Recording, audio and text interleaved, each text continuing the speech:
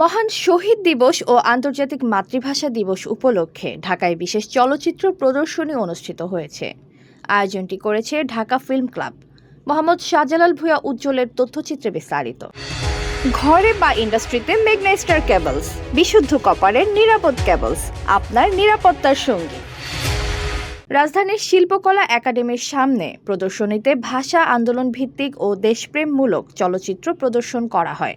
সন্ধ্যা থেকে শুরু হওয়া অনুষ্ঠানে বিভিন্ন বয়সী দর্শকরা অংশ নিয়ে উপভোগ করেন এই সাংস্কৃতিক আয়োজন।